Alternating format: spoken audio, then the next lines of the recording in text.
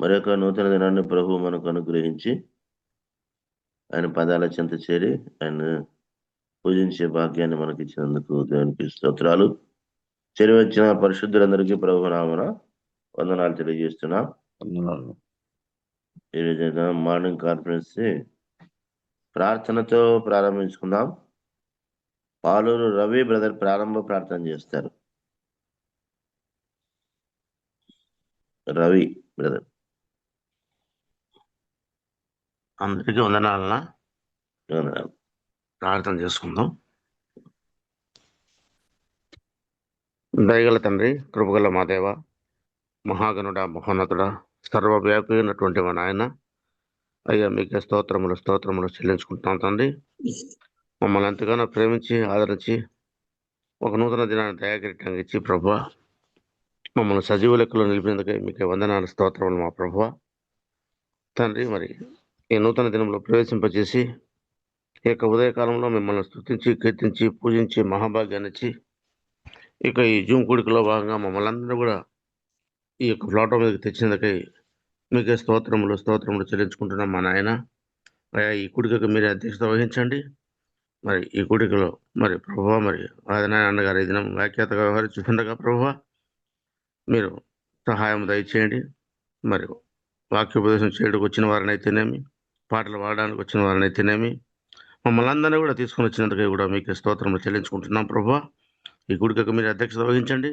ముందు ఏమి ఆటంకాలు లేకుండా ప్రభువా సహాయం దయచేయమని సమస్తము మీకే అప్పచెప్పుకుంటూ ముందున్న సమయాన్ని, స్థలాన్ని మీ చేతులకు అప్పచెప్పుకుంటూ మీకే సమస్త ఘనత, మహిమ, ప్రభావం ఆరోపించుకుంటూ ఇచ్చినటువంటి శ్రేష్టమైన సమయాన్ని బట్టి, ఈ దినాన్ని బట్టి, ఈ భాగ్యాన్ని బట్టి మా ప్రభువును, మా రక్షకుడును, మీ ప్రియకుమారుడు, మహాపరిశుద్ధుడైనటువంటి యేసుక్రీస్తు ప్రభువుల వారి మహోన్నతమైన నామములో స్తోత్రములు చెల్లించి స్తుతించి ప్రార్థించి అడిగి వేడుకుంటున్నాము మా ప్రియ లోకపు పరమ తండ్రి.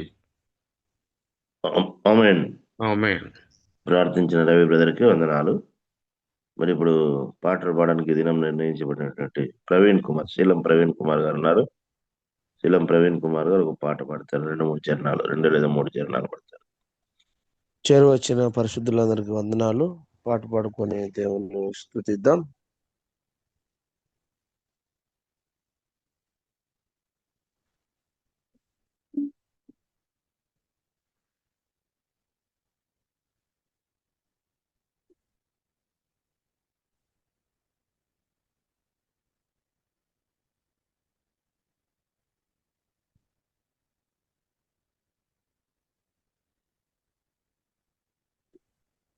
తేజోమయా యేసయ్యా, స్తుతి పాత్రుడవు నీవయ్యా. తేజోమయా యేసయ్యా, స్తుతి పాత్రుడవు నీవయ్యా. మహిమ ఘనత ప్రభావములు సమస్తము నీకేనయ్యా. మహిమ ఘనత ప్రభావములు సమస్తము నీకేనయ్యా.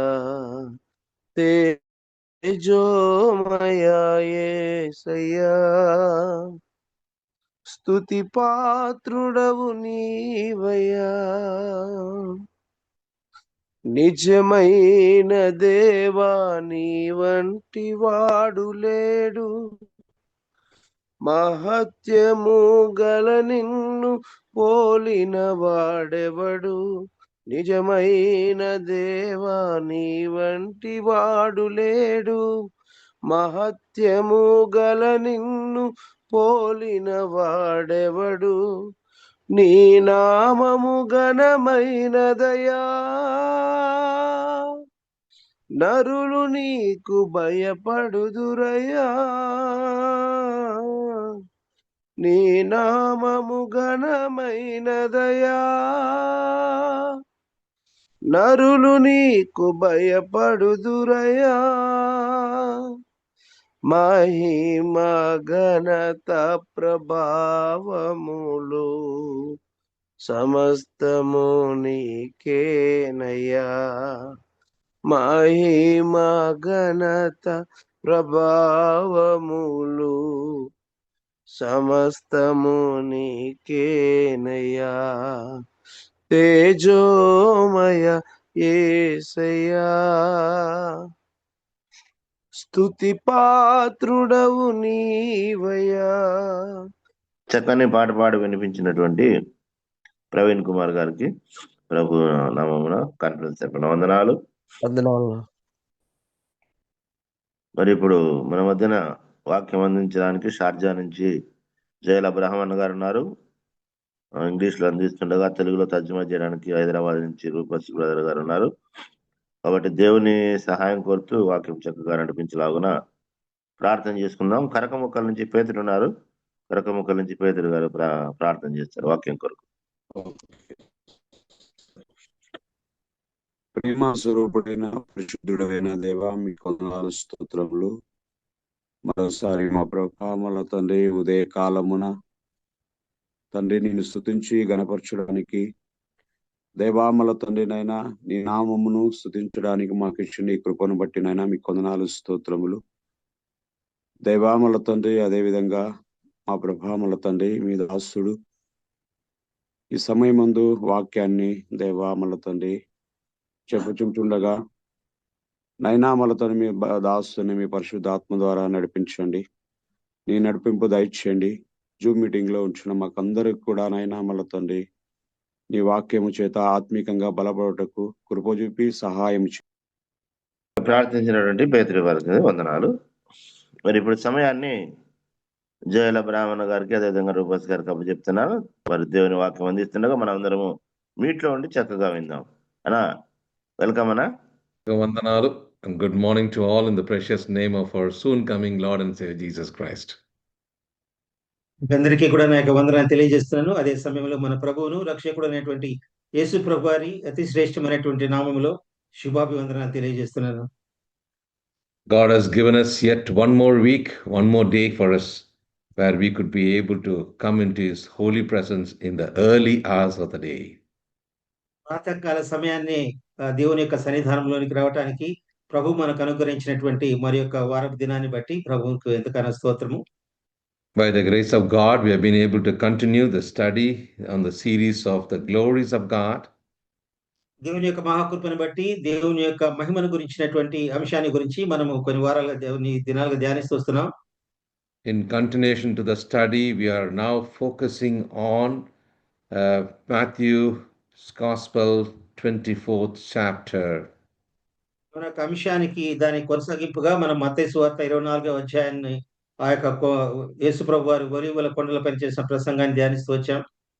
On the topic of the Olivet Discourse, what the Lord and Savior Jesus Christ was giving it in the form of segments, different segments to his disciples.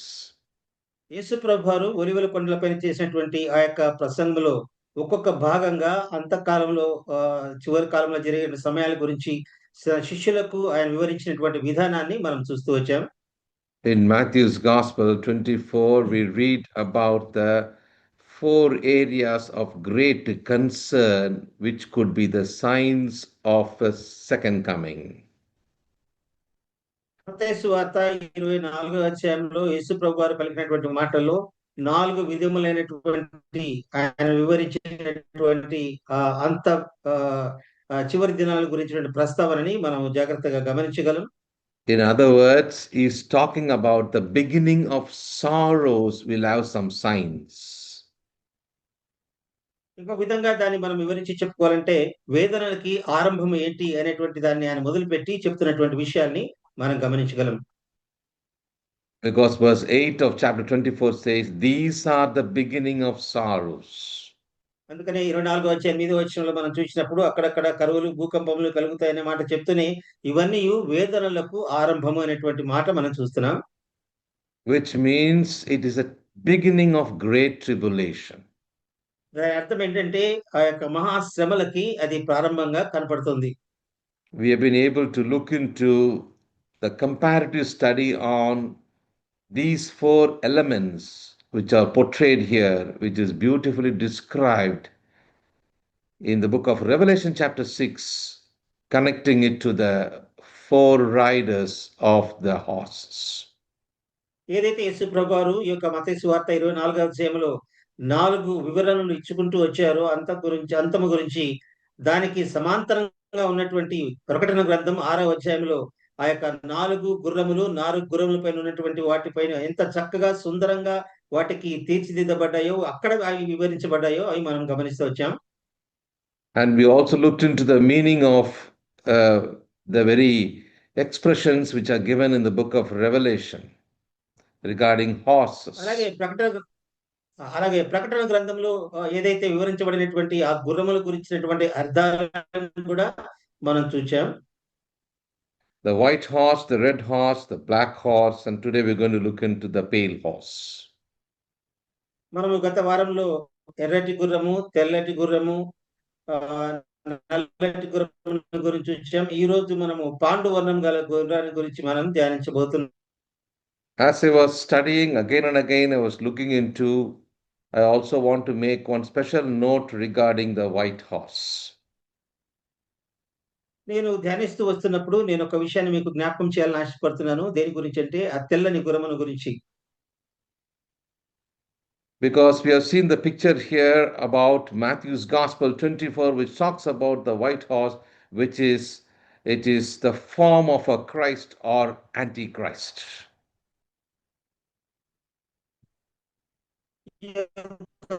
తెల్లటి గుర్రాన్ని గురించి మనం ఆలోచించినప్పుడు మత్తయి సువార్త 24వ అధ్యాయంలో ఆ యొక్క సాదృశ్యాన్ని గమనించినప్పుడు అది క్రీస్తు, నేనే క్రీస్తుని చెప్పుకునేటువంటి వచ్చేటువంటి వారిని గురించి సాదృశ్యంగా మనం మాట్లాడుతూ వచ్చాం. But there might be a confusion when we read 19th chapter of Revelation also talks about a white horse. కానీ మనకు కొంచెము భిన్నంగా మనం చూసినప్పుడు ప్రకటన గ్రంథం 19వ అధ్యాయంలో కూడా తెల్లటి గుర్రాన్ని గురించి రాయబడి ఉంది. Now I'm going to just first of all make a comparative study for the betterment of the believers in Christ. కాబట్టి ఇక్కడ చేరి వచ్చినటువంటి విశ్వాసులకు కొంచెం స్పష్టత ఇవ్వడం కోసమై ఆ యొక్క పోల్చి దాన్ని నేను ధ్యానించాలని నేను ఆశపడుతున్నాను. Which horse and what it means in Revelation 6 and what it means in Revelation 19. ప్రకటన గ్రంథం 6వ అధ్యాయంలో ఉన్నటువంటి ఆ తెల్లటి గుర్రం ఏంటి, 19వ అధ్యాయంలో ఉన్నటువంటి ఆ తెల్లటి గుర్రము, వాటిని గురించినటువంటి వివరణ మనం కొంచెం చూద్దాం. You can see the differences so clearly about the events which are taking place. రెండిటి గురించి మనం ధ్యానిస్తూ వస్తున్నప్పుడు అక్కడ చాలా స్పష్టంగా ఏ సంగతులు జరగబోతున్నాయో వాటన్నిటి గురించి మనం చక్కగా చూడగలం. You can notice that. Let's come to chapter 19 of Revelation 19, verse 19 also. 19వ అధ్యాయము 19వ వచనం నుంచి మనం చూసినప్పుడు Let's read verse 11 మీద first. కూర్చున్న వానితోను, Verse 11, brother. 11వ వచనాన్ని మొట్టమొదటిగా మనం చూస్తున్నాం. మరియు పరలోకము తెరవబడి ఉండేట్టు చూచితిని, ఇప్పుడు అదిగో తెల్లని గుర్రం ఒకటి కనబడెను, దాని మీద కూర్చుండి ఉన్నవాడు నమ్మకమైన వాడును సత్యవంతుడును అను నామము గలవాడు, ఆయన నీతిని బట్టి విమర్శ చేయుచు యుద్ధము జరిగించుచున్నాడు. Notice carefully. I saw John is writing and portraying the picture of what he has seen or what he was revealed. అపోస్తలుడైన పౌలు తాను ఆ యొక్క దర్శనంలో చూసినటువంటి వాటిని చక్కగా చిత్రీకరిస్తూ రాసినటువంటి మాట, తెల్లని గుర్రమును గురించిన మాట మనం ఇక్కడ చదువుతున్నాం. Apostle John very clearly states here, I saw heaven open and behold a white horse. అపోస్తలుడైన యోహాను రాసినటువంటి మాట, పరలోకము తెరవబడి ఉండేట్టు చూచితిని, అప్పుడు ఇదిగో తెల్లని గుర్రం ఒకటి నాకు కనబడెను. He that sat upon him was called faithful and true. దాని మీద కూర్చుండి ఉన్నవాడు నమ్మకమైన వాడు సత్యవంతుడు. So notice very carefully, the identity is important. జాగ్రత్తగా గమనించండి, ఆ యొక్క మనకున్నటువంటి గుర్తింపు అనేది చాలా ప్రాముఖ్యమైనది. In Revelation chapter 6, the identity is an unnamed rider. Here it is, the rider is Jesus Christ in his glorious appearance. 6వ అధ్యాయంలో మనం చూసినటువంటి ఆ యొక్క గుర్రం పైన కూర్చుని వానికి ఎలాంటి పేరు ఏమాత్రం లేదు, కానీ ఇక్కడ 19వ అధ్యాయం 11వ వచనంలో చక్కటి ఆ యొక్క నామాన్ని మనం చూస్తున్నాం. సత్యవంతుడు, నమ్మకమైనటువంటి వాడు. There we saw in Revelation 6, the Antichrist picturized there has one crown. But here you could see in verse 12, on his head were many crowns. జాగ్రత్తగా ఆ యొక్క పోలికను మనం చూసినప్పుడు 6వ అధ్యాయంలో రాయబడినటువంటి గుర్రం పైన కూర్చుండి ఉన్నటువంటి ఆ యొక్క వ్యక్తి పైన ఒక కిరీటం వేయబడింది. కానీ ఇక్కడ చూసినప్పుడు అనేక కిరీటాలు ఇక్కడ మనకు కనపడుతున్నాయి. ఎంత చక్కగా చిత్రీకరించబడిందో గమనించండి. Look at the weapon there. We saw a bow, but here you could see a sword from his mouth. ఇక్కడైతే ఆయన చేతికి ఒక విల్లు Verse 15. వేయబడింది అనేటువంటి మాట మనం చూస్తాం. ఇక్కడైతే ఆయన నోటి నుంచి ఒక ఖడ్గం వచ్చింది అనేటువంటి మాట మనం చూస్తాం. Verse 15. Out of his mouth goeth a sharp sword. ఆయన నోట నుండి వాడిగల ఖడ్గము బయలువెడలుచున్నది. Notice carefully, if we go on like that, we can see we can figure out a few differences which will be elevating our spiritual insight of understanding the comparative study of the book of Revelation with the book of Matthew's Gospel. మత్తయి సువార్త 24వ అధ్యాయాన్ని దాన్ని పోల్చి చూచుకొని ప్రకటన గ్రంథం 6వ అధ్యాయాన్ని విషయాలన్నీ మనం గమనిస్తూ ధ్యానిస్తూ వస్తున్నప్పుడు అది మన హృదయానికి ఎంతో ఆదరణకరంగా ఎంతో మన హృదయాన్ని ఉజ్జీవింపజేసేవిగా ఉంటాయి. Authority. What about authority? Here authority was given. There it is inherited. అక్కడైతే అధికారం ఇవ్వబడింది అనేటువంటి మాట మనం గమనిస్తున్నాం. కానీ ఇక్కడైతే ఈయన అధికారం కలిగిన వాడు. What about the purpose? There the purpose was conquest. Here what is the purpose in Revelation 19? It is righteous judgment. ఇక్కడైతే అక్కడ ఆ యొక్క వ్యక్తి యొక్క ఉద్దేశం ఏంటంటే విజయంతో ముందుకు వెళ్ళాలనేటువంటి అంశాలు రాయబడ్డాయి. కానీ ఇక్కడైతే ఆయన న్యాయపు తీర్పు తీర్చడానికి వస్తున్నాడు అనేటువంటి మాటలు మనం చూడగలం. There the result is all about chaos. Follows. Catastrophe follows. ఇక్కడ మనం చూసినప్పుడు అక్కడ ముగింపు చూస్తే మొత్తం అంతా గందరగోళము, మరణము ఇవన్నీ కూడా మనం చూస్తాం. కానీ ఇక్కడ మనము మంచి విషయాలు మనం ఇక్కడ గమనిస్తాం. Kingdom is established here. ఇక్కడ చూస్తే రాజ్యము ఏర్పరచబడింది. What about the timings? ఆ యొక్క సమయాలను మనం గమనించినప్పుడు it's a beginning of the seals. It's a beginning of the seal. ఎప్పుడైతే ముద్రలు విప్పబడుతున్నాయో అప్పుడు రాజ్య స్థాపన జరిగింది. But here it is about the second coming, is glorious appearance. కానీ ఇక్కడైతే ఆ యొక్క మహిమ స్వరూపిలో ఆయన ఆ యొక్క రెండవ రాకడను గురించినటువంటి దృశ్యాన్ని మనం చూడగలం.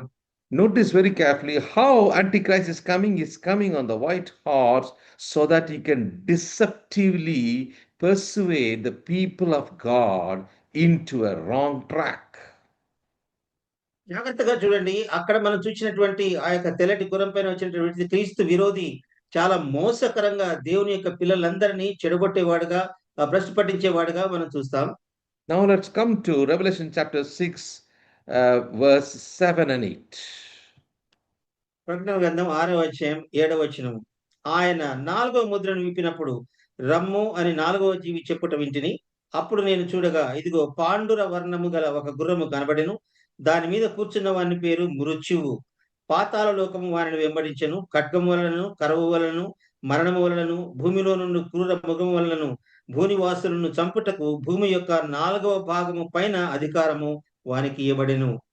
Notice carefully here, it is the pale horse described. ఇక్కడ జాగ్రత్తగా గమనించండి. ఆ యొక్క పాండుర వర్ణము గల గుర్రమును గురించినటువంటి వివరణ ఇవ్వబడింది. Every time a seal is opened, there is a revelation. ప్రతిసారి ఒక్కొక్క ముద్రను విప్పుతున్నప్పుడల్లా కూడా ఒక్కొక్క ప్రత్యక్షతను మనం చూస్తూ వస్తున్నాం. Here the 4th seal is opened. ఇక్కడ 4వ ముద్రను విప్పబడింది. And he heard the voice of the 4th beast say, "Come and see." 4వ ముద్ర విప్పినప్పుడు రమ్ము అని ఆ యొక్క 4 చెప్పడం, వినడం అనేటువంటి మాట కూడా మనం చదివాం. So interesting to see about the 4th seal, which was a pale color or a pinkish green color. ఈ యొక్క నాలుగో ముద్రను విప్పినప్పుడు వచ్చినటువంటి ఆ యొక్క గుర్రము ఇక్కడైతే మన తెలుగు గ్రంథంలో పాండుర వర్ణము గల గుర్రం అని రాయబడింది గానీ, అది కొంచెము ఆకుపచ్చ రంగులో ఉన్నటువంటి ఆ యొక్క రంగుగా మనం దాన్ని చిత్రీకరించుకోవచ్చు. It also refers to green plants. తర్వాత పచ్చగా ఉన్నటువంటి చెట్లకు కూడా దాన్ని సాదృశ్యంగా మనం చూడవచ్చు. There are so many references for that, but the rider was death. అక్కడ దానికి సంబంధించిన చాలా విషయాలున్నాయి కానీ, దాన్ని నడుపుతున్నటువంటి వాడు మరణము, మృత్యువు. Notice carefully, this is the only place out of the riders, the rider is named clearly. ఇక్కడ మిగతా 4 గుర్రముల యొక్క కూర్చున్న వాటికి వేరుగా భిన్నంగా మనం చూసినప్పుడు, ఇతని పేరు మృత్యువు అనేటువంటి మాట మనం చూస్తున్నాం. And he talks about what follows. He says that death follows. He says hell follows. ఇక్కడ మనం గమనించినప్పుడు అతని పేరు మృత్యువు, పాతాళ లోకము వాడిని వెంబడించెను అనేటువంటి మాట మనం చదివాం. Hades, the place of death, people were. ఎక్కడైతే ప్రజలు ఉన్నారో మరణించిన వారు, అది పాతాళ లోకానికి సాదృశ్యంగా చూడవచ్చు. Was close behind. So authority was given to them, to these two, to kill 1/4. You can see, you can read that part in 8th verse. Power was given unto them over the 4th part of the earth to kill with sword. అక్కడ మనము 8వ వచనం చివరి భాగంలో మనం చూసినప్పుడు, భూమి నివాసులను చంపటము, భూమి యొక్క 4వ భాగం 4 వంతులను చంపటానికి ఆ యొక్క వ్యక్తికి అధికారం ఇవ్వబడింది. But they could not harm the other 3/4. కానీ మూడు 4 వంతుల వారిని ఏమి కూడా చేయలేకపోయాడు. What is the method they use there? కానీ అతడు అనుసరించినటువంటి పద్ధతి ఏంటి? ఈ యొక్క 4 వంతును చంపడానికి? War, famine, death by incurable disease and wild animals. చూసినప్పుడు ఖడ్గం వలన, కరువు వలన, మరణం వలన, క్రూర మృగం వలన వీటిని ఉపయోగించి చంపినట్టుగా 4వ భాగాన్ని చంపినట్టుగా మనం చదువుతున్నాం. Notice very carefully, all these things are given for our edification. గమనించండి, ఇవన్నీ కూడా మన యొక్క ప్రోత్సాహం కోసమై, మన ఉద్యోగం కోసమై, మన యొక్క అవగాహన కోసమై చక్కగా రాయబడ్డాయి. This is a picture of how tribulation will take place. ఇది ఏ విధంగా ఆ యొక్క శ్రమల కాలం ఉండబోతుంది అనేటువంటి దానికి సాదృశ్యంగా ఇది చక్కగా వివరణ ఇవ్వబడింది.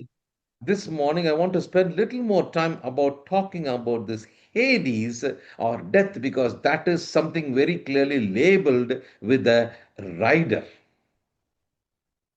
ఆ యొక్క నడుపుతున్నటువంటి వ్యక్తికి సాదృశ్యంగా కనబడేటువంటి ఆ యొక్క పాతాళ లోకము అనేది ఏంటి అనేటువంటి విషయాన్ని గురించి కొంచెం సేపు నేను ధ్యానించాలని ఆశపడుతున్నాను. The pale P stands for pandemic and pestilence. ఒకటి మనం చూసినప్పుడు ఆ పాండుర వర్ణము అనేది మనం గమనించినప్పుడు, ఏదైతే మనకు విపత్కరమైనటువంటి మహమ్మారీలు ఇలాంటివి జరుగుతున్నాయో, లేదా విపత్తులు జరుగుతున్నాయో వాటికి సాదృశ్యంగా కనబడుతుంది. A stands for authority of death is unleashed. ఏదైతే ఏ అనే పదం చూసినప్పుడు ఆ యొక్క అధికారం అనేది ఇవ్వబడిపోయింది అతనికి. L talks about life is shortened now during this period. తర్వాత ఆయన సమయంలో యొక్క జీవిత కాలం అనేది తగ్గించబడింది. And E stands for end stage, the consequences of sin. తర్వాత పాపానికి ఏదైతే పరిణామాలు ఉంటున్నాయో వాటికి అక్కడ ఫలితం ఇవ్వబడినట్టుగా మనం చూస్తాం. So in 4 seals, you can see the 4 horses are a picture of how the message is brought so clearly during the time of the Great Tribulation, the early stage of Great Tribulation. కాబట్టి ఆ యొక్క గొప్ప మహాశ్రమల కాలం యొక్క మొదటి సమయంలో ఏం జరగబోతుంది అనేటువంటి దానికి సాదృశ్యంగా ఈ యొక్క 4 ముద్రలు విప్పినప్పుడు, 4 గుర్రాలు కనబడినప్పుడు వాటి యొక్క వివరణ అంతట్లో కూడా మనం వాటిని చక్కగా అన్నిటినీ కూడా అవగాహన చేసుకోగలం. So this represents God's judgment on the corrupt and evil world system and the ungodly only. కాబట్టి ఇదంతా కూడా దేన్ని మనకు సూచిస్తూ ఉందంటే, ఏదైతే పాపము పండిపోయి ఉన్నటువంటి ఈ యొక్క దుష్ట లోకం పైన దేవుడు తీర్పు చేసేటువంటి తీర్పును గురించి దానికి సాదృశ్యంగా ఇది కనబడుతుంది. Imagine standing at a hospital bedside as the heart monitor suddenly stops. The room becomes silent, the mission stops, and the doctor sits back. What will happen? ఒక్కసారిగా మొత్తం అంతా కూడా సృష్టి ఒక్కసారి ఆగిపోతే, ఆ గుర్రం ఆగిపోయినప్పుడు ఏం జరుగుతుందో ఒక్కసారి గమనించండి. At the moment, something unseen happens. ఏదైతే మనం చూడలేమో అది జరగబోతుంది. The body remains, but the person is gone. ఇంకా శరీరం ఉంది కానీ మనిషి కనబడడు. Where did the person go? ఆ వ్యక్తి ఎక్కడికి వెళ్ళాడు? Notice carefully. That is where I'm drawing your attention today morning to think about in this fourth seal, talking about the pale horse and the rider. The rider comes. The death is the rider here. But don't forget, as believers in Christ, Christ is the reigner there. కాబట్టి జాగ్రత్తగా గమనించండి. 4వ ముద్ర విప్పినప్పుడు వచ్చినటువంటి ఈ గుర్రం పైన కూర్చున్నటువంటి వ్యక్తి పేరు మృత్యువు అని మనకు భయంకరంగా కనిపిస్తున్నప్పటికీ, క్రీస్తు మనకి జీవమునిచ్చేటువంటి దేవుడుగా కనపడుతున్నాడు. దానిని బట్టి మనం ఎంతో ఆనందించవలసిన వారమై ఉన్నాం. Now we're going to look into for some time about the word Hades. What is it all about? What is the significance in the word of God? దేవుని యొక్క వాక్యపు వెలుగులో ఈ యొక్క పాతాళ లోకము అన్నది ఏంటిది అనేటువంటి వాటి గురించి కొంచెం సేపు ధ్యానించాలని నేను ఆశపడుతున్నాను. The body and soul are separated. మన యొక్క శరీరము తర్వాత ఆత్మ కూడా 2 కూడా వేరు చేయబడతాయి. Notice carefully, death claims the body, but Hades claims the soul. ఈ యొక్క మరణం అనేది శరీరాన్ని తీసుకుంటుంది. కానీ పాతాళం అనేది ఆత్మను తీసుకెళ్తుంది. Very important for us to understand these things. Let me just give you a few references so that we are very clear about it, so that you could be able to also go ahead and teach others on this systematic teaching which is required for us today in the churches. కాబట్టి ఈ యొక్క విషయాలు మనం గమనిస్తూ వచ్చినప్పుడు మనం మీరందరూ కూడా మనమందరం కూడా ఇంకా ఇతరులకు చెప్పుకోవడానికి కూడా చక్కటి వివరణ ఇవ్వబడ్డాయి. చాలా కొన్ని రెఫరెన్సెస్ మీకు చూపించి నేను ఈ యొక్క వాక్యాన్ని ధ్యానించాలని నేను ఆశపడుతున్నాను. Let's read Ecclesiastes chapter 12 verse 7. ప్రసంగి గ్రంథం 12వ అధ్యాయం. The dust returns, verse 7, the dust returns to the earth as it was, and the spirit returns to God who gave it. Notice the difference. అక్కడ మనం చూసినప్పుడు మన్ను అనేది వెనుకటి వలనే మంటికి చేరును, ఆత్మ దాన్ని దయచేసిన దేవుని యొద్దకు వెళ్ళును అనేటువంటి మాటను మనం చూస్తాం. But you read in Hebrews chapter 9 verse 27. కానీ హెబ్రీయులకు రాసిన పత్రిక 9వ అధ్యాయం 17వ వచనంలో, it is a very common verse for all of us. It is appointed for man to die once, but after this the judgment. అక్కడ మనకందరికీ పరిచయమైనటువంటి వాక్య భాగాన్ని మనం చదువు. మరణము ఒక్కసారే వస్తుంది మనకి, దాని తర్వాత తీర్పు జరుగును. Notice carefully, all these 3 riders are unnamed, but this 4th rider is named. Why? ఈ యొక్క ముగ్గురు గుర్రముల పైన కూర్చున్న వాళ్ళకి పేర్లు ఇవ్వబడలేదు. కానీ ఈ యొక్క 4వ గుర్రం పైన కూర్చున్నటువంటి పాండుర వర్ణం గల కూర్చున్నటువంటి వ్యక్తికి మృత్యు అనేటువంటి పేరు ఇవ్వబడింది. ఎందుచేత? Because the angel of the Lord wants to pass a very important information regarding death. ఎందుచేతనంటే దేవుని యొక్క దూత మనకి మరణం గురించినటువంటి ఆ యొక్క వివరణ ఎంతో చక్కగా ఇవ్వాలని ఆశపడి ఆ యొక్క పేరు ఇవ్వబడింది అతనికి. It is not only here we're going to hear about it. We have already heard in 1 Corinthians 15 verse 26, the last enemy that shall be destroyed is death. మనం కొరింథీయులకు రాసిన పత్రిక 15వ అధ్యాయంలో కూడా మనము ఈ యొక్క మరణాన్ని గురించినటువంటి ఆ యొక్క సందర్భాన్ని మనం గతంలో కూడా చదివాము. The last enemy that shall be destroyed is death. మరణము మన యొక్క చివరి శత్రువు. In Jeremiah 8 verse 17, look at that. Jeremiah 8 verse 17 says, serpents associated with deadly judgment. మన యొక్క చివరి శత్రువుగా image is 8 verse 17. Verse brother, reference 8:17. 1 Corinthians 8:17. No, Jeremiah. ఇర్మియా గ్రంథం 8వ అధ్యాయం 7వ వచనం.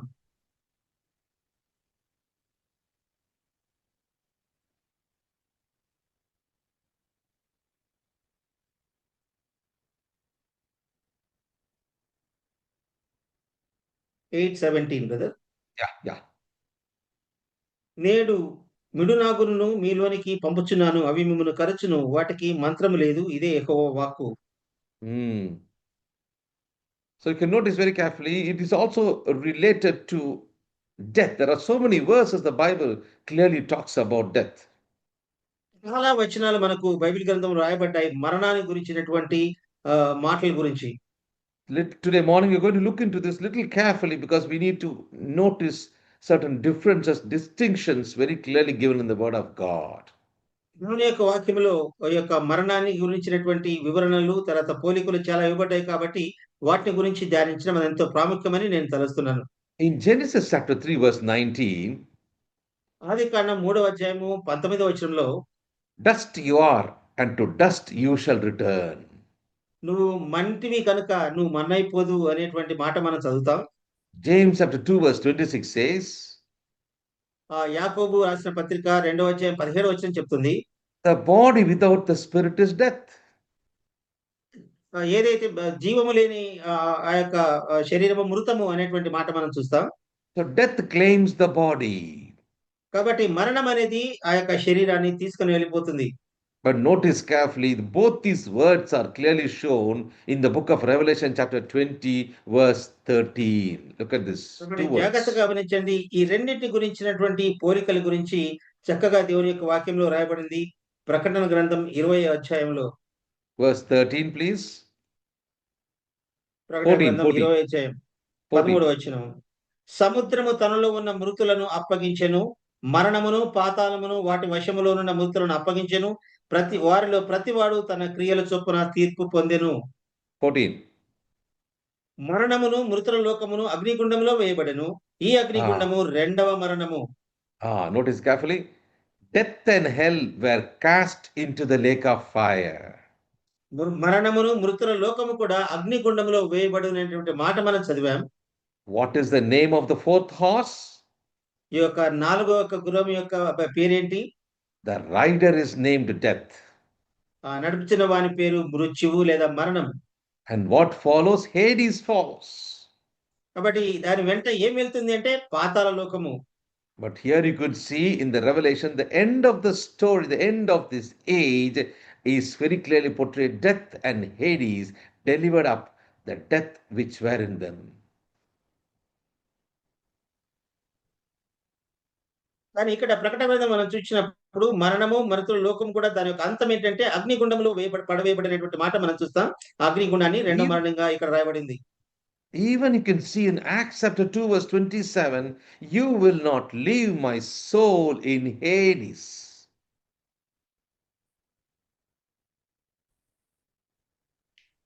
అపోస్తలుల కార్యములు 2వ అధ్యాయంలో కూడా మనం చదవగలం. Your voice is breaking, brother. Oh, is it? Yes. Okay. Acts chapter 2, verse 27. 27వ వచనం. నీవు నా ఆత్మను పాతాళములలో విడిచిపెట్టవు, నీ పరిశుద్ధిని కుళ్ళు పట్టనీయవు, నాకు జీవ మార్గములు తెలిపితివి, నీ దర్శనం అనుగ్రహించి నన్ను ఉల్లాసముతో నింపెదవు. You will not leave my soul in Hades. నా యొక్క ఆత్మను పాతాళంలో విడిచిపెట్టవు అనేటువంటి మాట మనం చదివాం.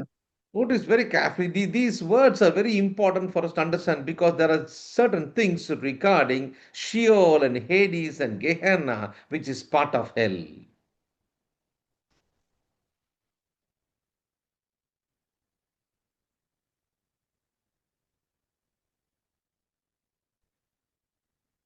ఒకటిగా రాయబడ్డాయి కానీ పాతాళ లోకాన్ని గురించినటువంటి ఆ యొక్క వివరణ మనకు చాలా అవసరం.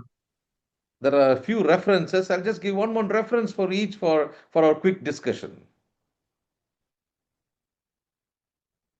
మనము చక్కగా ఇవన్నీ కూడా మనం ధ్యానించడం కోసమే ఇంకొన్ని వచనాలు నేను చదవాలని ఆశపడుతున్నాను. Psalm 16, verse 10. కీర్తన గ్రంథం 16వ అధ్యాయం 7వ వచనం.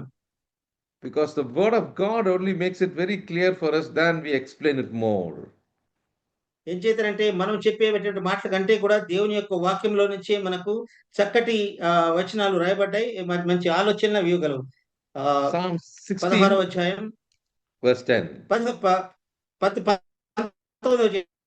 ఎందుకనగా నీవు నా ఆత్మను పాతాళములో విడిచిపెట్టవు, నీ పరిశుద్ధిని కుళ్ళు పట్టనీయవు. So you see, here the writer portrays a picture about, for thou wilt not leave my soul in hell. You notice that? కాబట్టి జాగ్రత్తగా గమనించండి. నా యొక్క ఆత్మను నువ్వు పాతాళములో అనగా నరకంలో విడిచిపెట్టవు అనేటువంటి మాటకు సాదృశ్యంగా కనబడుతుంది. Which talks about a temporary place. ఇది దేని గురించి మాట్లాడుతుందంటే ఒక తాత్కాలికమైనటువంటి స్థలాన్ని గురించి మాట్లాడుతుంది. But you see in Matthew's Gospel 5 verse 22, మత్తయి సువార్త 5వ అధ్యాయం 22లో మనం గమనించినప్పుడు here the word, it refers to Gehenna. Notice carefully this one. అది గ్రీకు భాషలో గెహెనా అనేటువంటి పదం రాయబడింది. అదేంటో మనం చూద్దాం. 5:22 మత్తయి సువార్తలో, Ah, నేను మీతో చెప్పినది ఏమనగా తన సహోదరుని మీద కోపపడువాడు 5:22 బ్రదర్. 522, correct. యాహ్! తన సహోదరుని మీద కోపపడు ప్రతివాడు విమర్శకు లోనగును, తన సహోదరుని చూచి వ్యర్థుడని చెప్పువాడు మహాసభకు లోనగును, ద్రోహి అని చెప్పువాడు నరకాగ్నికి లోనగును. Thou shalt be in danger of Gehenna, hellfire. గెహెనా అనేటువంటి పదానికి అర్థాన్ని ఇచ్చేటువంటి నరకము అనేటువంటి మాటకి అర్థం ఏంటి? You know how many times Jesus is using it in the book of Matthew's Gospel itself. మత్తయి సువార్తలో మాత్రమే యేసు ప్రభువారు ఎన్నిసార్లు ఈ యొక్క నరకాగ్ని గురించి మాట్లాడాడో మనం గమనించగలం. Matthew chapter 10 verse 28 also you see that. అదే యేసు ప్రభువారు 10వ అధ్యాయం 27వ వచనంలో ఈ యొక్క మరణాన్ని గురించి 28. 28వ వచనం, మరియు ఆత్మను చంపనేరక దేహమునే చంపు వారికి భయపడుకుడి గాని ఆత్మను దేహమును కూడా నరకములో నశింపజేయగల వానికి మిక్కిలి భయపడుడి. You see that? Let's not have a fear of all these things. He's talking to the disciples. తన యొక్క శిష్యులతో ఆయన మాట్లాడుతున్నటువంటి మాటను మనం ఇక్కడ గమనిస్తున్నాం. Not, are you not able to, but they are not able to kill the soul. మన యొక్క ఆత్మను వారు చంపనేరరు కాబట్టి వారికి మీరు ఎలాంటి విషయంలో మీరు భయపడకండి అనేటువంటి మాట ప్రభు వారు పలికారు. See, that is why in the book of Revelation, he clearly writes that in Revelation 20 verse 14, death and Hades are cast into the lake of fire. అందుచేతనే మనం చదువుకున్నటువంటి ప్రకటన 20వ అధ్యాయంలో మనం చూసినప్పుడు ఆ యొక్క మృత్యువును పాతాళ లోకమును అగ్ని గుండంలో వేయబడినటువంటి మాటను మనం చదివాం. Now notice carefully, the word of God makes a difference between the upper Hades and the lower Hades. These are all very important for us to understand, because when you're reading the scriptures, there should not be confusion. కాబట్టి ఇవన్నీ కూడా మనకి చాలా ప్రాముఖ్యమైనటువంటి సంగతులు. మనకందరూ కూడా మనం అర్థం చేసుకొని దేవుని యొక్క వాక్యంలో పాతాళ లోకము లేదా భూమి పైనున్నటువంటి భాగం అంటే ఏంటి, తర్వాత పాతాళ లోకం పైనున్నటువంటి కొన్ని విషయాలు, ఇవన్నీ కూడా మనకి చాలా ప్రాముఖ్యమైనటువంటివి. Luke 16:22, what does it say now? Look at that carefully. లూకా సువార్త 22వ అధ్యాయం ఏం చెప్తుంది మనం చూసినప్పుడు, 16:22. లూకా సువార్త 16వ అధ్యాయం 22వ వచనంలో, A very familiar passage for all of us to study. మనకందరికీ చాలా పరిచయమైనటువంటి వాక్య భాగము అది. ఆ దరిద్రుడు చనిపోయి దేవదూతల చేత అబ్రహాము రొమ్మున ఆనుకొనుట కొనుపబడెను, ధనవంతుడు కూడా చనిపోయి పాతి పెట్టబడెను. 23వ వచనం, Abraham's bosom. అబ్రహాము యొక్క రొమ్ము అనేటువంటి మాట మనం ఇక్కడ చూస్తున్నాం. Many ask this question, where is this in the world? చాలా మంది అడుగుతారు, ఇది ఈ యొక్క భూలోకంలో ఇది ఎక్కడ ఉంది అని.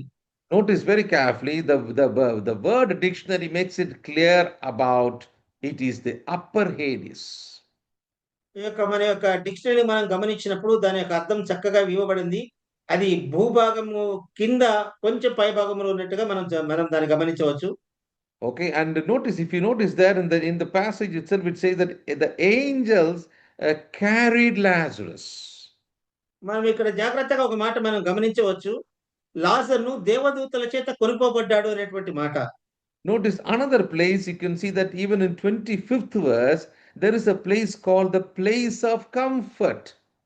తర్వాత 25వ వచనంలో గమనించండి, ఒక నెమ్మది పొందుచున్నాడు అనేటువంటి ఆ యొక్క స్థలము కూడా అక్కడ ఉంది.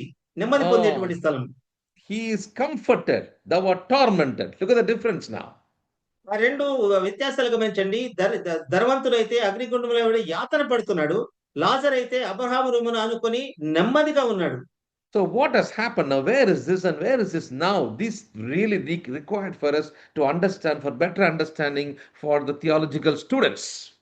కాబట్టి వేద శాస్త్రాన్ని మనం ఇంకా ఎక్కువ నేర్చుకోవడానికి ఇది చాలా ప్రాముఖ్యమైంది.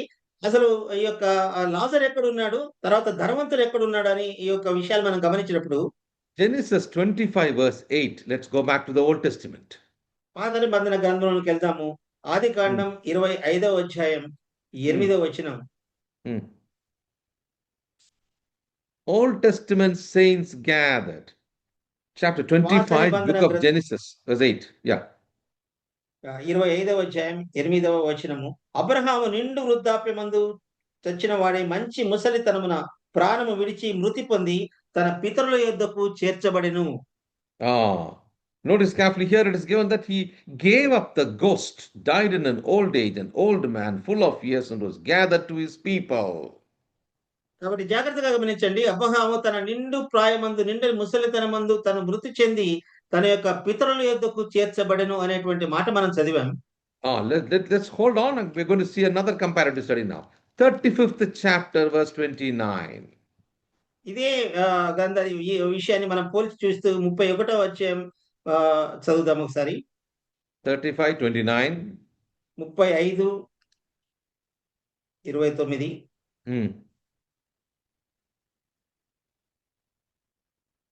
Isaac gave up the ghost and died. ఇస్సాకు కాలం నిండిన వృద్ధుడై ప్రాణము విడిచి మృతి నొంది తన పితరుల యొద్దకు చేర్చబడెను. Okay. Genesis 49:33. 49 అదే ఆదికాండము.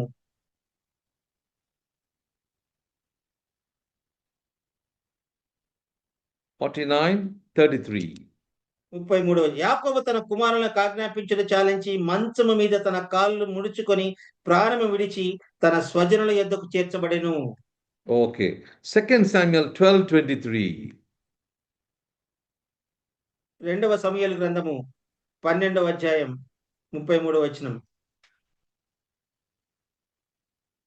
This all comes under one category about the upper Hades. That's what I'm going to bring now.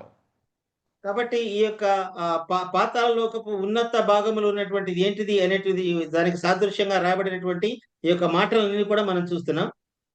2 Samuel chapter 12:23. 23వ వచనం. ఇప్పుడు చనిపోయాను గనుక నేను ఎందుకు ఉపవాసం ఉండవలెను? వారిని తిరిగి రప్పించగలనా? నేను వాని యొద్దకు పోదును గాని వాడు నా యొద్దకు మళ్ళా రాడని వానితో చెప్పాను. You see that if you see all these comparisons, you can see that this talks about Abraham's bosom. Notice carefully, the same phrase given here is what is spoken there in Luke's gospel.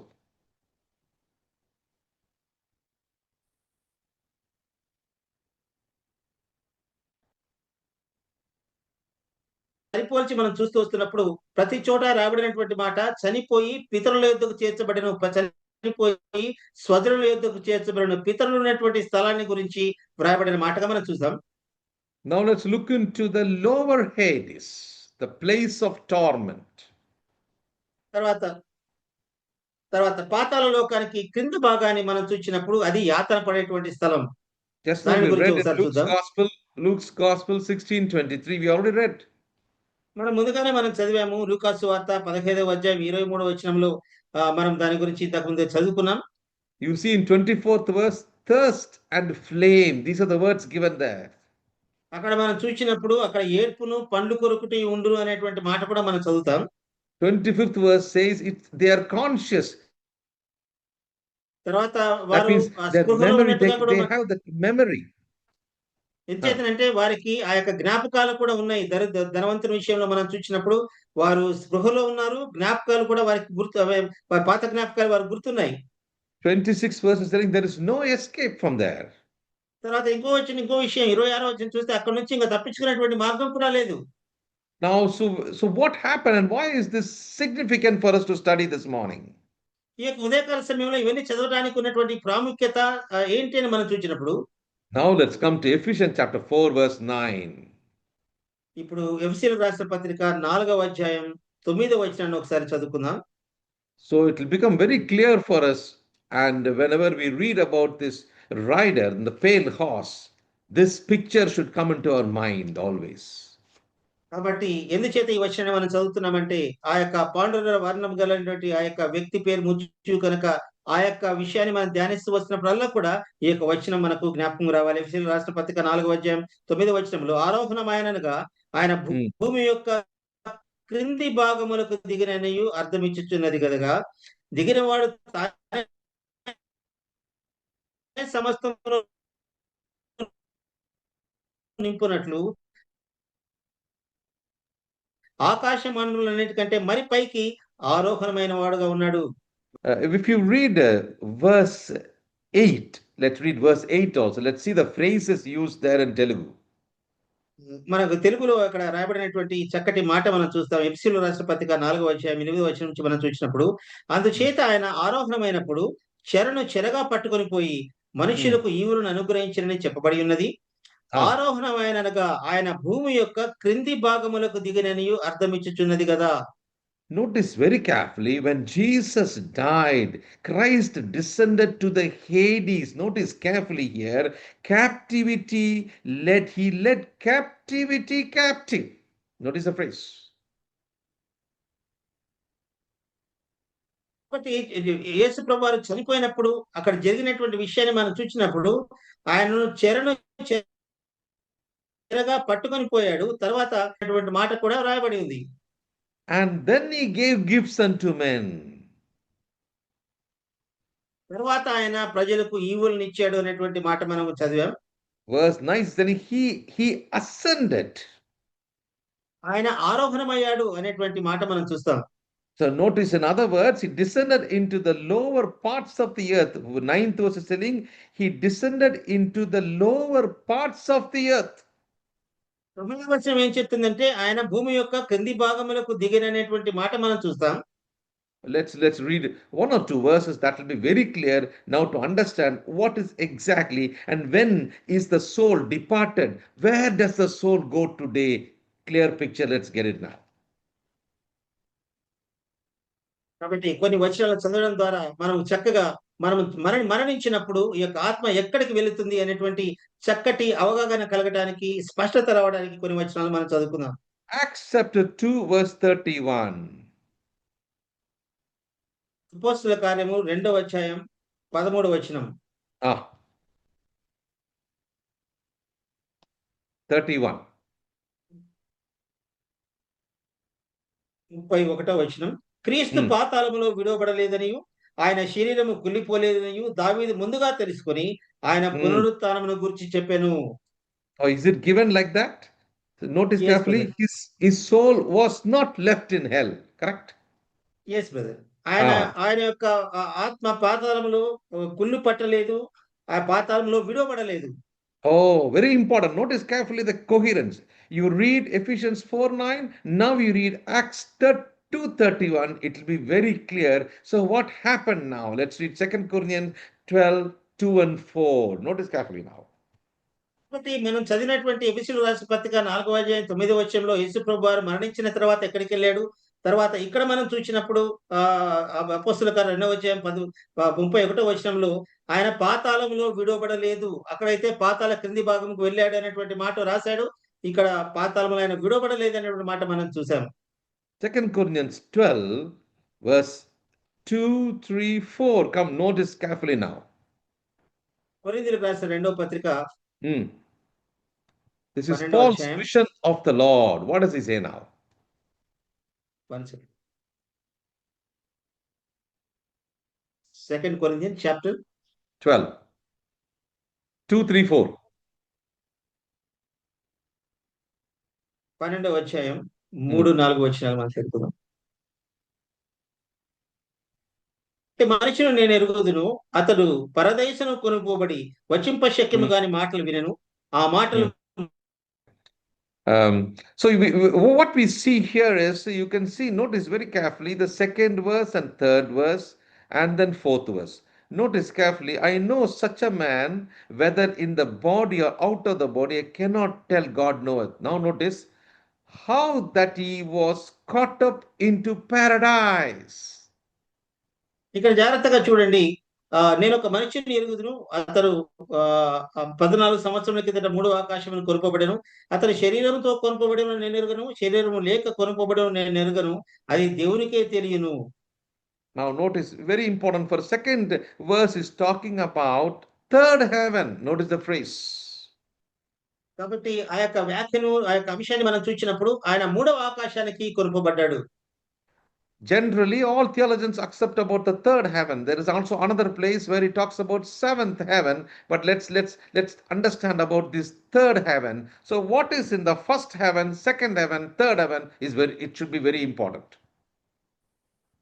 మాటల గురించి తన గురించి తాను చెప్పుకుంటూ మాట్లాడాడు. ఆయన మూడవ ఆకాశానికి ఏ విధంగా కొనుపబడ్డాడు, వాటిని గురించినటువంటి వివరాలు ఇక్కడ రాయబడ్డాయి. Notice carefully, the first heaven portrays the atmosphere. కాబట్టి ఒకటి గమనించండి, మొదటి ఆకాశము అన్నప్పుడు మన చుట్టూ ఉన్నటువంటి వాతావరణం, ఇది మొదటి ఆకాశము. Notice carefully, Daniel chapter 7 verse 13. Look at this. దానియేలు గ్రంథంకి వెళ్దాం ఒకసారి. దానియేలు గ్రంథం 7 verse 13. 7వ అధ్యాయము 13వ వచనంలో, రాత్రి కలిగిన దర్శనములో నేను ఇంకా చూచుచుండగా ఆకాశ మేఘారూఢుడై మనుష్య కుమారుని పోలను ఒకడు వచ్చి ఆ మహావృద్ధులకు వాని సన్నిధిని ప్రవేశించి ఆయన సముఖమునకు తేబడెను. We'll also read Hosea chapter 2 verse 18. హోషేయ గ్రంథం 8వ అధ్యాయం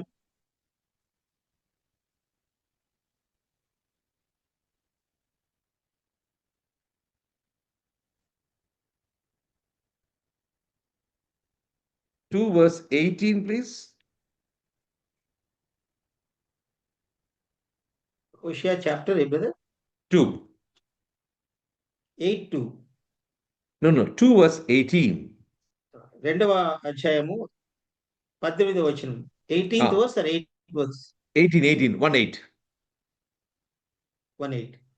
హోషేయ గ్రంథం 2వ అధ్యాయం 18వ వచనం. ఆ దినమున నేను నా జనుల పక్షముగా భూజంతువులతోనూ ఆకాశ పక్షులతోనూ నేలను ప్రాకు జంతువులతోనూ నిబంధన చేయుదును, విల్లును ఖడ్గమును యుద్ధమును. You have the word with the fowls of heaven. Fowls of heaven, it is not written, brother. Okay. So I will make a covenant with them, with the beast of the field and the fowls of heaven. You see the heaven here, it refers to the atmosphere. We can see the atmosphere here. The crows are flying, the birds are flying. This is the atmosphere. కాబట్టి మొదటి ఆకాశాన్ని గురించి మనము ఆలోచించినప్పుడు మనం ఉండేటువంటి వాతావరణం, మన చుట్టూ ఉన్నటువంటి పక్షులు, చెట్లు, ఇవన్నీ కూడా ఇది మొదటి ఆకాశానికి సాదృశ్యంగా మనం చూడవచ్చు. The second heaven is about the stars, the starry world. రెండవ ఆకాశము అన్నప్పుడు మనము ఖగోళం గురించినటువంటి అవగాహన మనం కలిగి ఉండవచ్చు. అక్కడ ఉన్నటువంటి నక్షత్రాలు ఇవన్నీ కూడాను. Those who want to study more about it, it's in Genesis chapter 1:14 to 18. It's about the starry world. కాబట్టి ఈ యొక్క ఆకాశ నక్షత్ర మండలం గురించినటువంటి మాటలన్నీ కూడా రెండవ ఆకాశాన్ని గురించి బైబిల్ గ్రంథంలో మనం చదువుకోవచ్చు. Here in 2 Corinthians chapter 12, here Apostle Paul is talking about the third heaven, which is paradise. ఇక్కడ అపోస్తలుడైన పౌలు మూడవ ఆకాశాన్ని గురించి రాస్తున్నటువంటి మాట ఏంటంటే అది పరదేశం గురించి రాసినటువంటి మాటగా మనం చూడాలి. Even in Luke 23 verse 43, also the same picture is given. లూకాసు వార్త 23:43లో కూడా అదే విధమైనటువంటి వ్యక్తీకరణ మనం చూడగలం. So it is the abode of God and the home of all, notice carefully, home of all the departed believers.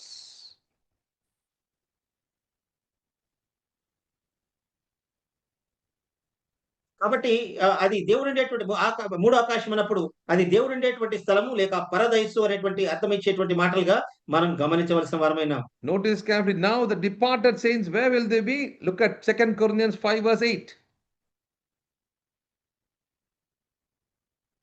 కొరింథీయులకు రాసిన 2వ పత్రిక 5వ అధ్యాయం 8వ వచనంలో మనం గమనించినప్పుడు ఇక్కడ విడవబడినటువంటి పరిశుద్ధులు ఎక్కడికి వెళ్తారనేటువంటి మాట మనం చూసినప్పుడు ఇట్లు ధైర్యం కలిగి దేహమును విడిచిపెట్టి ప్రభువునొద్ద నివసించుటకు ఇష్టపడుచున్నాము. We are going to close now. Look at this reference which you read now. It's chapter 5 verse 8.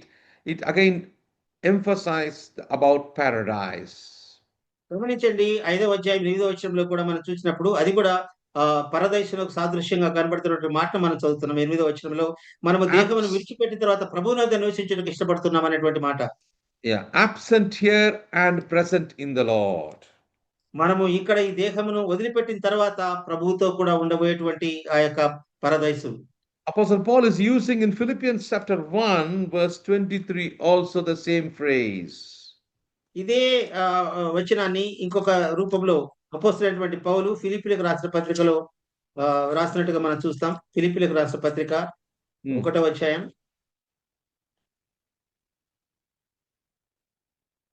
To desire to depart. You see that? He mentions it. మనము ఈ దేహమును విడిచి వెళ్ళడానికి ఇష్టపడుతున్నాం అనేటువంటి మాట మనం చూస్తాం. వర్స్ 23. 1:23. Yeah. 1వ అధ్యాయం 2వ వచనం 23వ వచనం మనం చూసినప్పుడు, ఆయనను శరీరముతో నేను యోచించుటే నాకున్న పనికి ఫలసాధమైన ఎడల నేనేమి కోరుకొందునో నాకు తోచలేదు. ఈ రెంటి మధ్యన ఇరుకునబడి ఉన్నాను. నేను వెడలిపోయి క్రీస్తుతో కూడా ఉండవలనని నాకు ఆశయున్నది. అది నాకు మరి మేలు. So to be with the Lord, a desire to depart, and to be with Christ, which is far better. కాబట్టి పౌలు మాట్లాడుతున్న చక్కని మాట, నేను వెడలిపోయి ప్రభువుతో కూడా ఉండవలననే ఆశ నాకు చాలా ఉంది. అది నాకు ఇంకా మేలు అనేటువంటి మాట మనం చదివాం. So notice very carefully, these are all references for us to strengthen us as believers to understand even today, if we leave, where will I be? కాబట్టి మరణించిన తర్వాత నేను ఎక్కడ ఉండబోతున్నాను అనేటువంటి తలంపు మనకి ఎప్పుడు వచ్చినా కూడా మనం చేరినటువంటి విశ్వాసులందరికీ కూడా ఇది ఎంతో బలాన్ని చేకూర్చేటువంటి వచనాలన్నీ కూడా మనం చదువుకుంటూ వచ్చాం. So now the question comes, what happened to the lower Hades? The lower Hades is empty now. ఇవన్నీ మనం ఆలోచిస్తున్నప్పుడు ఈ యొక్క క్రిందన పాతాళలోకం ఏమైంది అని మనం చూసినప్పుడు అది ఇప్పుడు ఖాళీగా ఉంది. Revelation chapter 20 verse 13 says, Hades gave up the dead. It's empty now. ఏం చేద్దంటే ప్రకటన గ్రంథం 20 అధ్యాయం 13వ వచనం మనం చూసినప్పుడు పాతాళ లోకము మొత్తము మృతులన్నీ కూడా తిరిగి ఇచ్చేసింది. కాబట్టి ఆ యొక్క పాతాళ లోకం ఇప్పుడు ఖాళీగా కనబడుతోంది. And now comes the ones who have not come into the limelight of salvation. Chapter 20, 11 to 15 says they are at the white throne judgment. కాబట్టి ఈ విషయాలు మనం నేపథ్యంలో మనం చూసినప్పుడు ఎవరైతే ఇంకా ప్రభు యొక్క విశ్వాసంలోకి రాలేదో, రక్షణలోకి రాలేదో వారిని గురించినటువంటి వారి యొక్క పరిస్థితి ఎలా ఉంటుందో మనం చూసినప్పుడు 20వ అధ్యాయంలో మనం చూడవచ్చు. వారు ఆ యొక్క సింహాసనం దగ్గర నిలబడతారు. Chapter 20 verse 11, brother. Yeah. 11 to 15. You can see that is a reference now. Okay, no problem. Yeah. కాబట్టి చాలా చక్కటి వివరణ ఇక్కడ రాయబడింది. 11వ వచనం నుంచి మనం చూసినప్పుడు 20వ అధ్యాయం, ధవలమైన మహాసింహాసనమును దాని యందు ఆసీనుడైన ఒకరిని చూచితిని. భూమి ఆకాశములు ఆయన సముఖము నుండి పారిపోయెను. వాటికి నిల్వ చోటు కనబడకపోయెను. మరియు గొప్పవారేమి కొద్దివారేమి మృతులైన వారందరూ ఆ సింహాసనం ఎదుట నిలబడి ఉన్నట్టు చూచితిని. అప్పుడు గ్రంథములు విప్పబడిను. జీవ గ్రంథము వేరొక గ్రంథము విప్పబడిను. ఆ గ్రంథములందు రాబడిన వాటిని బట్టి తమ తమ క్రియల చొప్పున మృతులు తీర్పు పొందిరి. So now let's come to the concluding statement. Let's come to the concluding statement now. కాబట్టి మనం ముగింపులో మాట్లాడేటువంటి చక్కటి మాటను మనం చూస్తాం. That the rider is death here. ఇక మనం చూస్తే ఏదైతే ఆ యొక్క మృత్యువు పేరు పెట్టబడినటువంటి ఆ వ్యక్తి మరణించాడు. Oh, mother, but brothers and sisters in Christ, praise the Lord. The rider in the white horse in 19th chapter is going to come to reign forever. కానీ అక్కడైతే మనం చూసినప్పుడు ఆ యొక్క మృత్యువు పేరు పెట్టబడినటువంటి ఆ యొక్క పాండుర వర్ణము గల ఆ గుర్రం పైన వ్యక్తి చనిపోయాడు. కానీ ఇక్కడ మనం గమనిస్తున్నాం, మన ప్రభు ఆ తెల్లటి గుర్రం పైన కూర్చుని ఉండి ఆయన రాజ్యాన్ని ఏలబోతున్నాడు. What about the believers of the church of God? కానీ యొక్క దేవుని సంఘములైనటువంటి విశ్వాసుల యొక్క పరిస్థితి ఏంటి అని మనం ఆలోచించినప్పుడు John chapter 5 verse 24 says, he has passed from death into life. మనము యోహాను సువార్త 5వ అధ్యాయము 25వ వచనం మనం చూసినప్పుడు వాడు మరణము నుండి జీవములోనికి దాటి ఉన్నాడు అనేటువంటి మాట మనం చూస్తాం.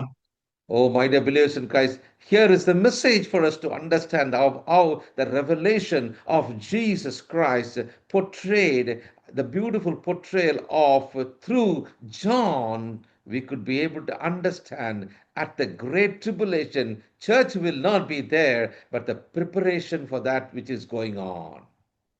కాబట్టి జాగ్రత్తగా గమనించండి. అపోస్తలుడైన యోహాను ద్వారా మనకు రాయబడినటువంటి చక్కటి మాటలన్నీ కూడా మనం చూస్తూ వచ్చాం. ఆయా వచనాలన్నీ కూడా చూస్తూ వస్తున్నప్పుడు క్రీస్తునందు ఉన్నటువంటి మనకి విశ్వాసులముగా, దేవుని బిడ్డలముగా మనకున్నటువంటి గొప్ప నిరీక్షణ ఏంటంటే మనకైతే మన అప్పటికే దేవుని యొక్క సంఘము ఎత్తబడుతుంది కాబట్టి మనము ఈ యొక్క మహాశ్రమల కాలంలో మనము ఉండబోవడం లేదు. అది మనకు దేవుడిచ్చేటువంటి గొప్ప ఆనందం ప్రియులారా. In Revelation 19, the Old Testament fulfillment of the messianic prophecies and the messianic hope is so clear. 19వ అధ్యాయం ప్రకటన గ్రంథంలో మనం చూసినప్పుడు పాత నిబంధనలో రాయబడినటువంటి ప్రవచనాత్మకమైనటువంటి ఆ యొక్క ముగింపు కాలాలన్నీ కూడా ముగిసినట్టుగా మనం 19వ అధ్యాయంలో మనం చదవగలం. That is why you can see the picture there. On his head there are many crowns. అందుచేతనే మనం చూస్తున్నాం అతని తలము పైన చాలా కిరీటములు ఉన్నట్టుగా మనం చూస్తాం. అనేక కిరీటములు ఉన్నవి. He sits as a victor there. He's called the faithful, the true, the righteous judge. నేను గురించి రాయబడినటువంటి మాటలు మనం చూసినప్పుడు మన ప్రభు ఆయన నమ్మకమైన వాడు, సత్యవంతుడు, ఆయన న్యాయవంతుడు, నీతివంతుడు అనేటువంటి మాటలు మనం చదివాం.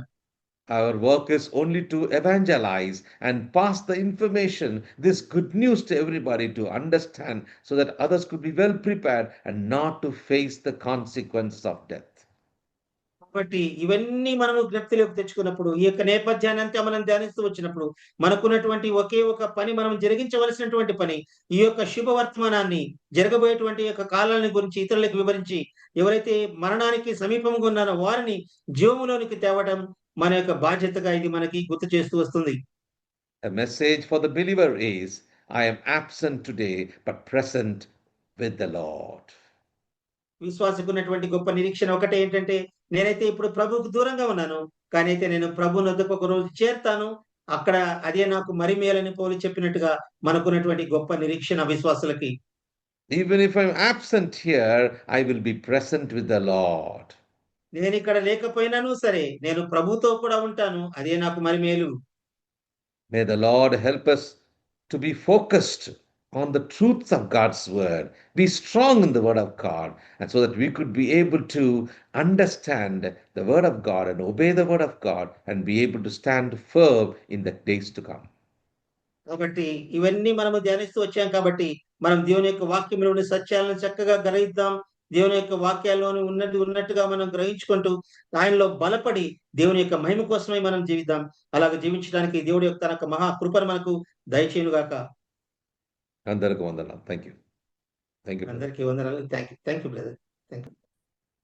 చక్కటి వర్తమానం దేవుని మహిమలో భాగంగా ఈ దినం పరలోకము, పాతాళం. పరలోకములో ఎవరు ఎలా వెళ్తారు, విశ్వాసుల బాధ్యత ముఖ్యంగా నశించిపోయే ఆత్మలను పరలోకంలో చేర్చడానికి మన బాధ్యత గురించి చెప్పారు.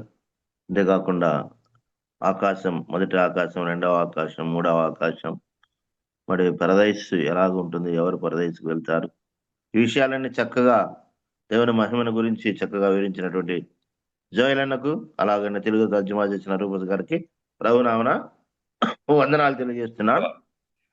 వందనాలు. చివరిగా ముగింపు ప్రార్థన పెద్దల రవి మనోహర్ బ్రదర్ తిరుపతి నుంచి ముగింపు ప్రార్థన చేస్తారు. వందనాలు బ్రదర్. వందనాలు. ప్రేమ గల మా ప్రియ ప్రభువ, మహాపరిశుద్ధమైన మా తండ్రి, మీ ఘనమైన నామమునకు ఈ ఉదయ కాలమున స్తుతులు, స్తోత్రములు, కృతజ్ఞతలు చెల్లిస్తున్నాం. 4744వ రోజు మమ్మల్ని తీసుకుని వచ్చారు. మార్నింగ్ కాన్ఫరెన్స్ లో ప్రతిరోజు మీరు అందిస్తున్నటువంటి అమూల్యమైన వాక్సత్యాన్ని బట్టి మీకు స్తుతులు, స్తోత్రములు చెల్లిస్తున్నాం. ఈ రోజు ప్రార్థన చేసిన వారిని బట్టి, పాట పాడిన వారిని బట్టి మేము స్తుతిస్తున్నాం. మా ప్రియులు ఆదినారాయణ గారు నడిపించారు, అందరి బట్టి మీకు స్తోత్రములు చెల్లిస్తున్నాం. బైనబాస్ గారు నిర్వహిస్తున్న ఈ కార్యక్రమాన్ని బట్టి మీకు స్తుతులు, స్తోత్రములు చెల్లిస్తున్నాం. ఈ రోజు ప్రత్యేకంగా మా ప్రియులు పెద్దలు జోయల్ అబ్రహాం గారు అందించిన వాక్య సత్యాన్ని బట్టి మీకు స్తోత్రములు చెల్లిస్తున్నాం తండ్రి. తర్జుమా చేసినట్టు మా ప్రియులు కేజే రూఫస్ కుమార్ని బట్టి మేము స్తోత్రిస్తున్నాం. ఇదిగో మా ప్రభు, కొద్ది దినాల్లో మేము కొత్త సంవత్సరం ప్రవేశించిన ఇంటుండగా మరి ఈ సంవత్సరం అంతా మీరు మాకు కాచి కాపాడి భద్రతాన్ని గురించిన రీతిని బట్టి మీకు స్తోత్రములు చెల్లిస్తున్నాం.